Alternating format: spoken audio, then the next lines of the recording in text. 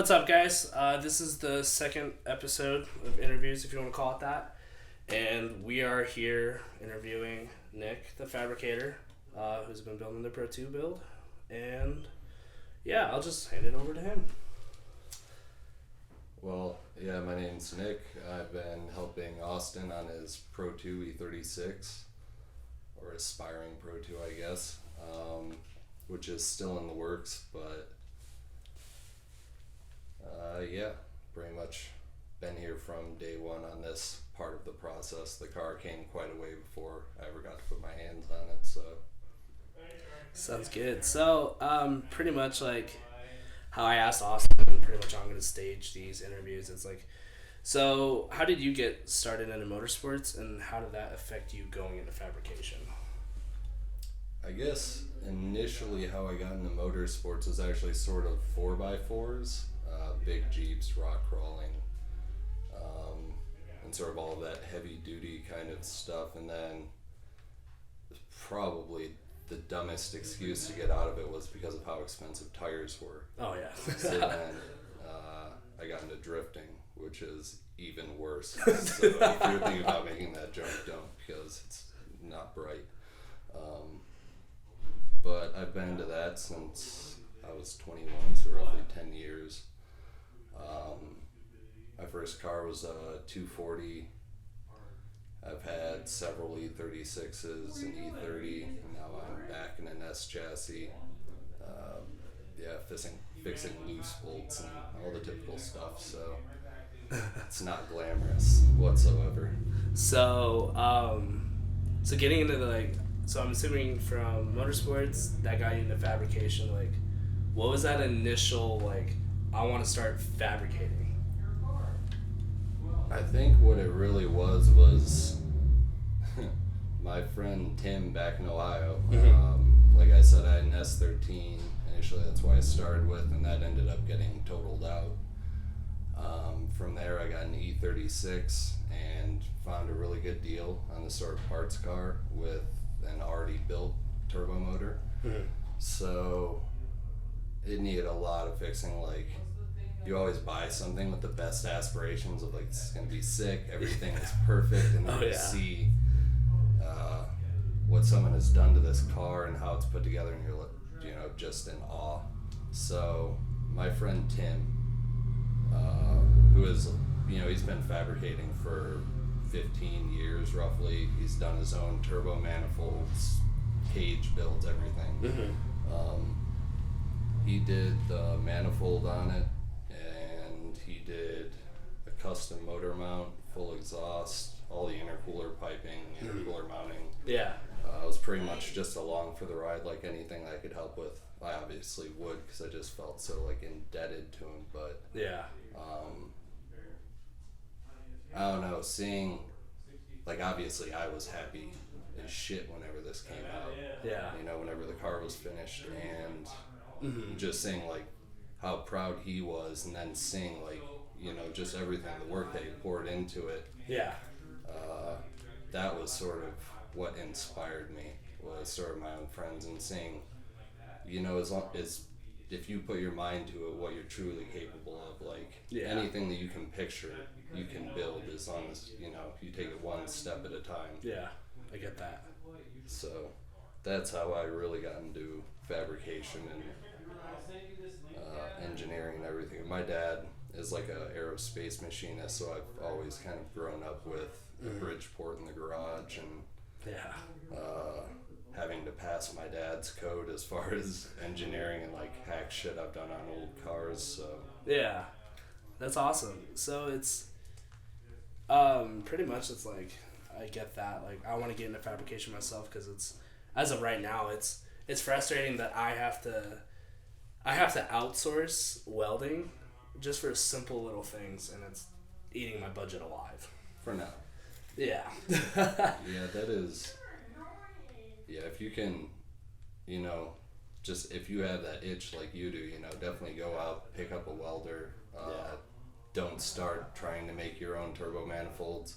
Don't start out trying to do intercooler piping or making motor mounts or roll cages. Start out simple, but definitely don't shy away from it. you're not going to electrocute yourself. It's none of that's, all the constant worries that people have. It's non-existent once you just get your feet a little wet. So yeah, definitely. So you've been fabricating for a while, and you've been in motorsports in a while. So like, is there like one build out there that just inspires you, or you just look at it every time? I wouldn't really say one build per se. I follow a lot of builders on Instagram, and it's just nuts. Like Kyle Kuhnhausen, I think, is one of them. KMC. He built the Insanity 240Z, and he's working on an old bet now. And I mean, it's just like next level, out of this world, like priceless work, in my opinion.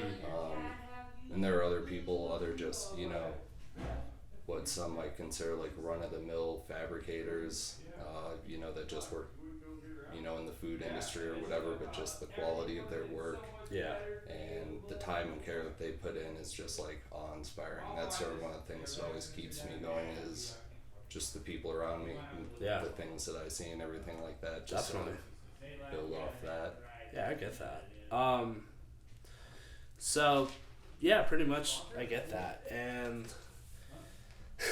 the part we've been all waiting for. So, the best of your ability, because we're, 6 weeks in now to this Pro 2 build? Yeah, it hasn't been a constant 6 weeks. There's been a lot of times I've had to dedicate time to my personal business. Yeah. But yeah, it's been 6 weeks, probably from the start, roughly. Yeah, and probably over 200 hours into it, probably. Or 150. Yeah, somewhere in that range. It's a hard lot. to gauge. A lot of weekends. So pretty much, tell us the absurd process that you had to endure for this Pro 2 build. It all just started out as a rear mount radiator. Like, it was all supposed to be super simple. Yeah.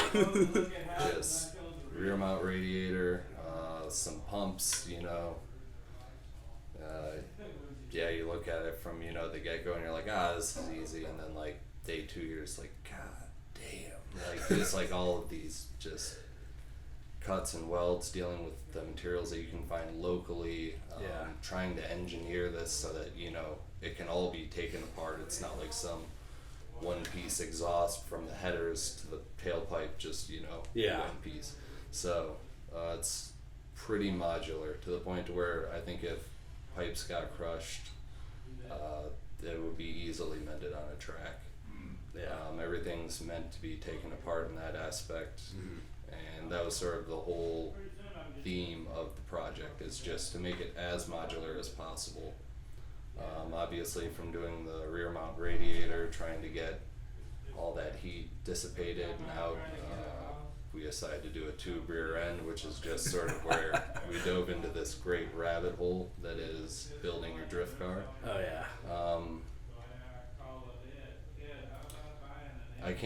It's hard to judge the hours that are put into it, because so much of it, is spent running and getting materials, forum searching, bickering, it's a shame that the camera wasn't on for, like, the great aerodynamic drift car debate of 2020. Just so frustrating. But at any rate, now it's done. Pretty much, disclaimer. Like, at this point in time, like, if there's gonna be a fight in the comments, like, let it happen, but start swinging. Drift cars don't have aerodynamics. That's what we agreed to disagree on. But some of the coolest drift cars are like boxy shit boxes, like E30s and Chasers and anything before like 2000. Even Miatas for some reason. I mean, with the exception of like FDs. Even before like 95 is pretty boxy. Like, even E36s have some solid lines to them. So. Oh yeah. If you're worrying about that, it's a non-concern. Don't fret over it. Just make sure you've got a lot of pulling power on your fans. In some way to obviously dissipate that heat, whether it's drilling holes in your trunk like Micah Diaz. Yeah. Tubing the rear like us and everyone else. So Yeah. there's plenty of ways. Even naked ducts. And well, yeah, I was just about to say the things that we've considered in this project have been things like naked ducts to try and, sort of combat some of those things, and even to try and feed the car as it's going sideways, sort of starved parts of the radiator at that point in time. Yeah. It's a work in progress, so we'll see how it happens. Absolutely. We'll see how bad it overheats on lap 1, and we'll go from there. Yeah, we're all going into it with let's see what happens, and we'll make changes to accommodate those. Like what happens? Like if we overheat, we're gonna add some things or pull some things. Yep, and that's one of the things I can't stress enough. Is like I'm super thankful to have you, Austin at times, and the rest of the Supreme family around me. Yeah. Just sort of trying to pick everyone's brain to see every sort of possible perspective on issues, and I'm pretty confident that we've got a pretty solid car as far as the mechanical dynamics of absolutely. it. So especially with the work that TJRC has put in the motor. Yeah. I think the thank you list is pretty big for this project. Oh, absolutely. Absolutely. But, so yeah, just like pretty much to wrap this video up, do you have any like personal goals for like 2020 for like fabrication, motorsports, anything along those lines? Well, yeah, obviously to get my own gig going, work on my own thing. Also to actually maybe even get time to put into my own car, especially with all this madness going on. It's really nice because I can maybe quarantine myself in my garage for a couple weeks and get something done. But, no, just keep living, keep progressing. Don't, look backwards or anything like that. Just keep going. Keep fixing Austin's car whenever it breaks and he gets more cockamamie ideas. And yeah, that's really it. Just progression as always. You're never too old to stop learning. So absolutely, yeah, and I get that. It's as a fabricator, like we get it. You're working all the time. It's hard to work on your own stuff. Like even for myself, it's like I do media, obviously, and I drive personally. So when it's my turn to get media, it's super hard to find it, or I gotta pay the expensive rate. But it's just one of those double-edged swords. It's great that you and I are both heavily involved in motorsports, like on the fab side, on the media side. Then, like on the other end, it suffers because like, man, I want to drive this event, but I'm getting hired for this event for media, or you don't have time to work on your own personal car. Yeah, like February frenzy. Yeah. Had I been able to take my car out, I probably could have gotten a couple laps than the coupe, but oh no, it's nice. You can't. I don't know. You can't always just make that leap, but yeah, it was definitely nice to just be there and absolutely help him out. So I don't know. Even in times where you can't really, do what you want, you can still help out like a lot. So yeah, absolutely. Well, sounds good.